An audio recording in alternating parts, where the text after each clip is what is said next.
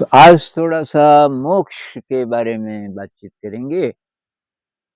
एक सजेशन आया था कि मोक्ष के बारे में थोड़ा बात होनी चाहिए। तो एक तो हिंदुइज़्म में बोलते हैं ना कि धर्म, अर्थ, काम, मोक्ष ये 4 ज़िंदगी के 4 पिलर्स हैं, अंत में मोक्ष बोलते हैं। तो मोक्ष का एक मीनिंग ये है कि ये जो हम बार-बार जन्म लेते हैं, क्योंकि आत्मा पे मैल चढ़ा हुआ है संस्कार का, उस मैल को धोने के लिए हम जन्म लेते हैं मनुष्य का। और अब कोई पूरा ही धो दे तो मुक्त हो जाएगा। लेकिन मैल अगर रह गई तो दोबारा फिर जन्म लेना पड़ता है। तो भजन नहीं है, पुनरपि जन्मम पुनरपि मरणम पुनरपि जननी जठरे शयनम इत्यादि। बार-बार जन्म होता है, बार-बार हम फिर किसी माँ के गर्भ में जन्म लेते हैं। तो ये है कि जीवन का लक्ष्य है मोक्ष। और मोक्ष का मतलब है कि ये तब बार-बार जन्म नहीं लेना पड़ेगा। ये जो पूजा में आता है ना कई बार, ये पुनर्जन्म न विद्यते, फिर दोबारा से जन्म नहीं होगा। तो बुद्धिज़्म में इसी को निर्वाण कह सकते हैं कि निर्वाण मतलब आप बस पार हो गए, स्पेस और टाइम के भी पार हो गए, तमाम विकृतियों से पार हो गए। या मिस्टिक्स जो बोलते हैं बूंद समानी समुद्र में, कबीर साहब कहते हैं बूंद समुद्र में मिल गई, बूंद को समुद्र का पता चल गया। या जीवात्मा मतलब जो मनुष्य है, हमारी जो आत्मा है, वो परमात्मा से मिल गई। अब ये तो हुई फिलॉसफी। तो इसमें हमारे मतलब की क्या बात है, ऐसी क्या चीज़ है जो हमको ठीक से समझ आ जाए और फिर उसको हम अप्लाई कर सकें ज़िंदगी में। तो इसमें मेरे ख़्याल से कबीर साहब का एक दोहा है, चाह गई चिंता मिटी, मनवा बेपरवाह, जिसको कुछ नहीं चाहिए, वो ही शहंशाह। वो जो शहंशाह जिसको बोल रहे हैं, मेरे ख़्याल से वही वो मुक्त अवस्था है। ये जो मोक्ष है, इसका मतलब ये नहीं कि आदमी मर गया। मोक्ष का मतलब है कि हम जीते जी हो सकता है ये काम, जब तक हम ज़िंदा हैं, मनुष्य के शरीर में हैं और चाह गई चिंता मिटी, इच्छा ही समाप्त हो जाए, कुछ नहीं चाहिए संसार से। साइकोलॉजिकली ये जब कहते हैं ना संसार मिथ्या है, संसार से कुछ नहीं चाहिए, इसका मतलब ये नहीं है कि खाना भी नहीं चाहिए, हवा भी नहीं चाहिए। इसका मतलब ये साइकोलॉजिकली कुछ नहीं चाहिए।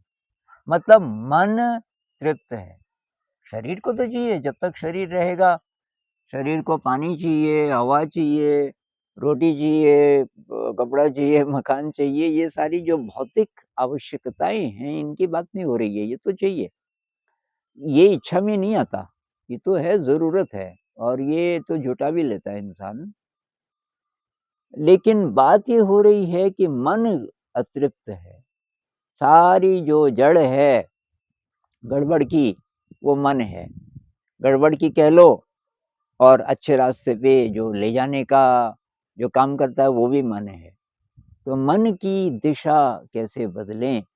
मन जो है संसार में तृप्ति जब तक ढूँढ रहा है, तब तक मोक्ष नहीं मिल सकता। संसार में हम क्या ढूँढते हैं? ये जो मन में चिंताएँ चलती रहती हैं, क्या चिंता? आप खाना खा रहे हैं, मन में फिर भी चिंता चल रही है।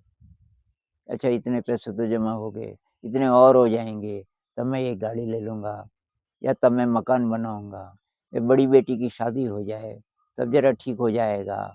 अब ये मेरा रिटायर होने का टाइम आ गया है, अभी ये एक बेटी की शादी और करनी है, उसके बाद तब हम थोड़ा घूमेंगे, तीर्थ करेंगे। ये सारे विचार चल रहे हैं। आप खाना खा रहे हैं, आप नहा रहे हैं, आप बस में बैठे हैं और मन में ये सब। तो हम तृप्ति ढूँढ रहे हैं बाहर के जगत में। खुश तब होंगे जब ये होगा मतलब भविष्य में। हमेशा ज़्यादातर लोग भविष्य में जीते हैं जो कभी आता नहीं है। ऐसा समय उनके जीवन में बहुत रेयर होता है कि वो बोलें कि कुछ नहीं चाहिए अब, सब मन तृप्त हो गया। जो इच्छाएँ थी सब पूर्ण हो गई, अब कोई इच्छा नहीं रही, कोई चाह नहीं रही। चाह गई, चिंता मिटी, चिंता चाह से जुड़ी है।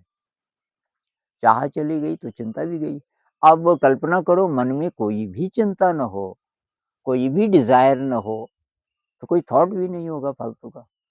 अगर कोई थॉट होगा तो सीधा अनंत का होगा। कोई इमेज आएगी दिमाग में तो सीधे उसी की आएगी। ये जो अंदर की हमारी दिशा है, उसी के लिए उसी के लिए ये सारी चीज़ें हैं, जितने धर्म ग्रंथ हैं, अ, सब यही कहने की कोशिश करते हैं कि कैसे करके आप उस फीलिंग को, उस एक्सपीरियंस को टच कर लो कि तुम्हारी डिज़ायर ही खत्म हो जाए। पता चल जाए कि जो असली स्रोत है वो अंदर है। तो हमारे लिए काम की बात ये है कि भाई मेडिटेशन है एक तरीका। तो अंदर की तरफ मूवमेंट मेडिटेशन, बाहर की तरफ मूवमेंट अच्छा कर्म, निस्वार्थ सेवा। कुछ जो भी प्राप्त हो रहा है हमें बाहर से, उसके लिए ग्रैटिट्यूड।